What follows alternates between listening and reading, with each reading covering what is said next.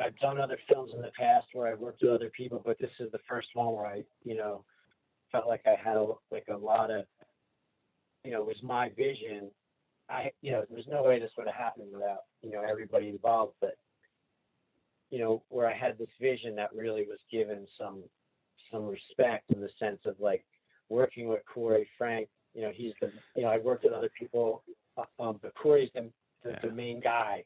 It's so our film. just I got to interject for our listeners. What we're talking about is your new latest film called Rasa Bhava. Did I pronunciate that correctly? I just want to make sure. and you're going to be premiering this, correct? When it? Well, it's on. It's online. online now. We didn't do like any like big fancy like rollout for it or anything because we always. It's kind of tough right now in COVID. Yeah. And it's just kind of like we worked on it through COVID. It was time to finish it, and it was like, oh man, like I really wish we could have finished it in the summer when it seemed like people, we were able to do more stuff and.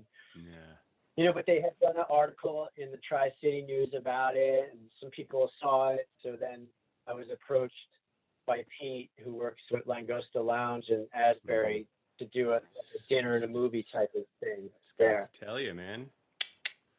Yeah. Legend. Yeah, Love Scott.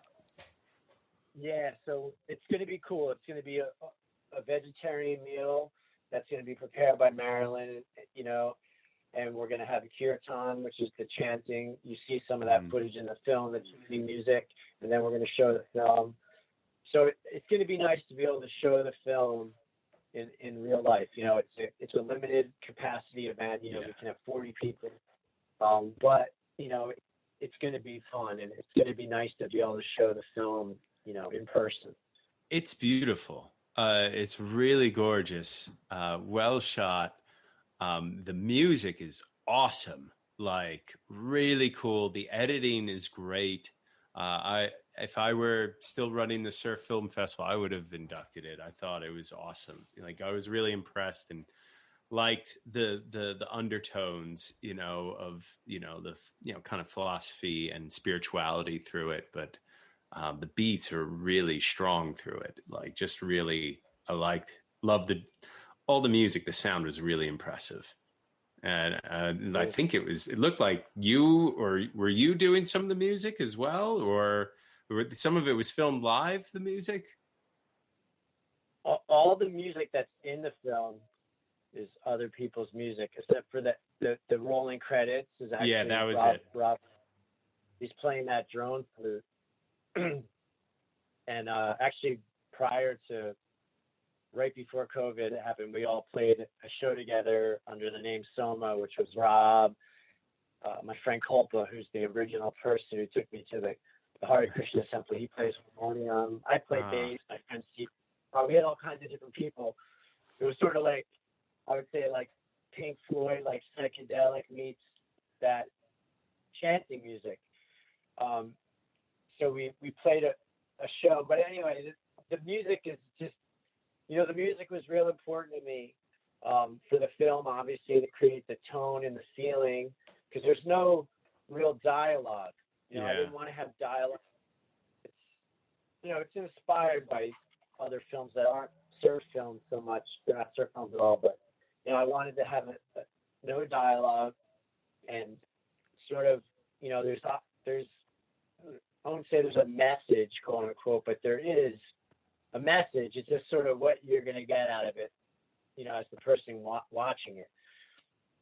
But essentially, to me, the film it's just art, it's visual art. Film. It's gorgeous visual art. Yeah, it's a surf film, but I feel like you can enjoy it even if you don't surf. You can enjoy it if you surf, which is important. I wanted people that surfed and like even younger guys to be able to enjoy the film and not feel like, oh, this is for guys. And I feel like it's a nice mix of surfing and ages, but also I think the film kind of goes beyond just the genre of surfing by, the music, the way it was filmed, the sort of yogic aspect of it, the spiritual spiritualistic practices Mm-hmm. that we weave in. I mean, it's really like a visual of my internal philosophy, if that makes any sense. That's what the film is. It's that expression in a film without words. I love that. I think that's great. I was hoping, can you tell me a little bit about From the Heart Yoga Surf as well? I'm really curious about this. Yeah, so that's something totally new. I know. That Yeah. I started with a friend of mine, Julie, but her initiated name is Jayanti. So we go to the same temple. We go to a temple, Yeah. and we have the same teacher. And her and I have been doing. When we go to the temple, we do the kirtan there. The kirtan, the chanting, that's a yogic practice. Yeah. Okay, so this chanting is a yoga practice, but then we also go out from the temple and we're doing it in yoga studios and doing it in different places. It's not a performance because it's not that kind of music. It's more of sharing. We're sharing the practice with others. So we were going to yoga studios, and I had always kind of had the idea of workshops that incorporated sort of the spiritual practice and philosophy along with the surfing. So cool.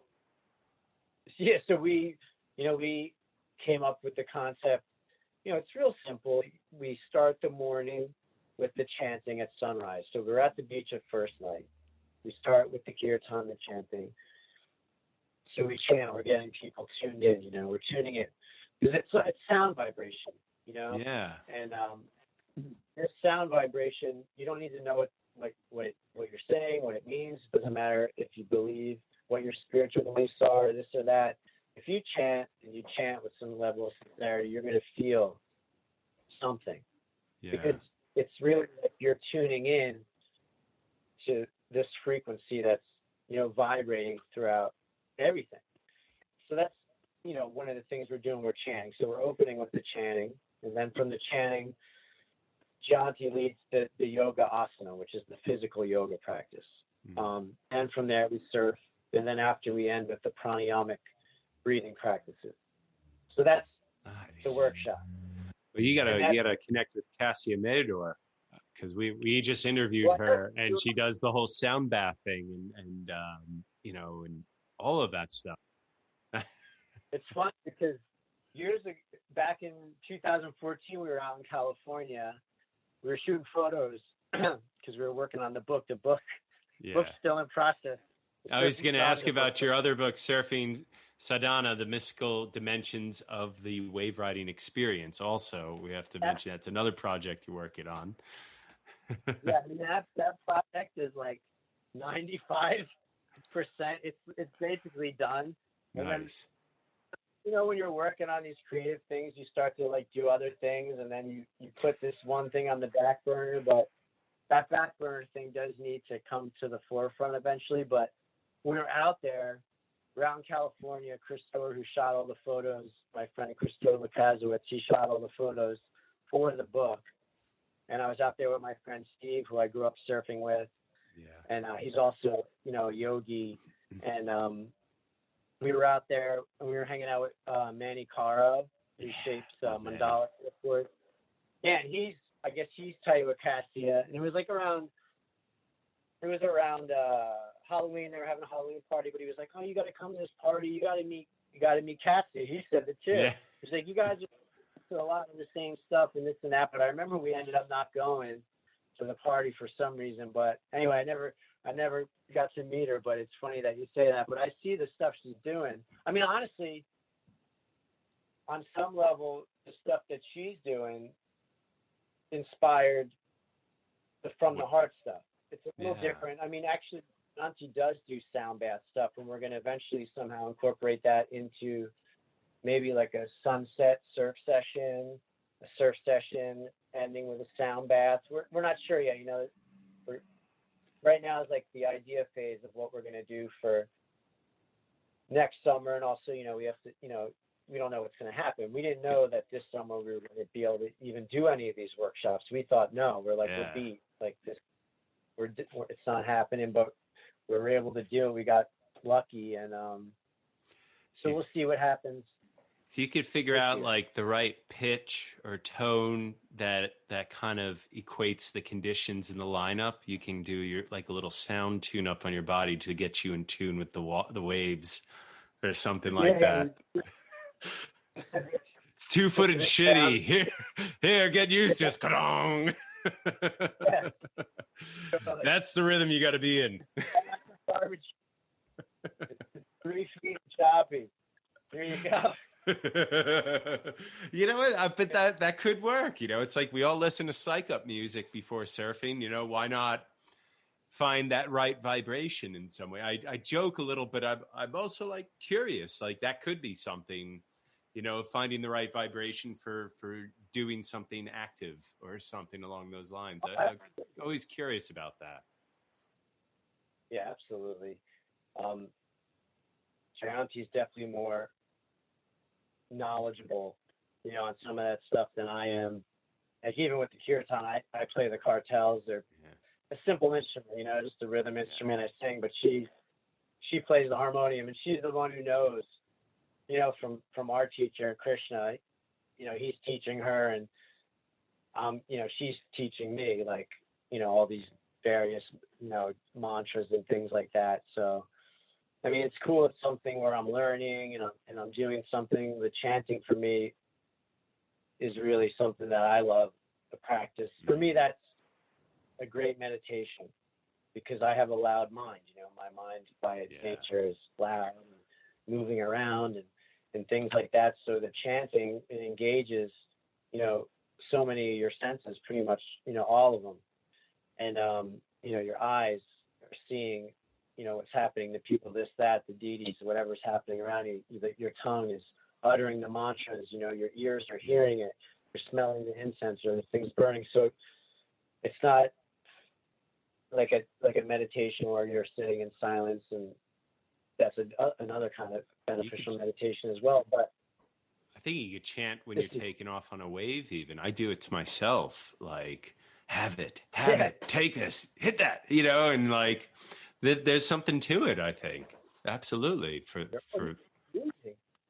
breathing in surfing, and the breathing and the paddling, and the breathing that we do in the winter. I noticed myself, there's this breathing in yoga called Ujjayi breathing. It's like, like, you know, breathing that they do that warms the body. Yeah. And naturally, I had been doing that when I was in the winter surfing, doing that breathing, not even knowing. Wow. Like it's almost to keep myself warm. You know, you get in the water, I'm like, why? And then I noticed, oh, well, this breathing pattern is warming my body. Yeah. But I mean, there's a lot of deep. I mean, I'm like I said, like I'm aspirational. I'm a student, so for me, I'm learning so much right now because my spiritual practice has gotten more. I don't want to say serious. That's not the right word, but just consistent. Yeah. The chanting and things of that like that. So, you know, I can see in a year or 2 years, a big sort of progression by just donating some of my time to that chanting and just it's helping me.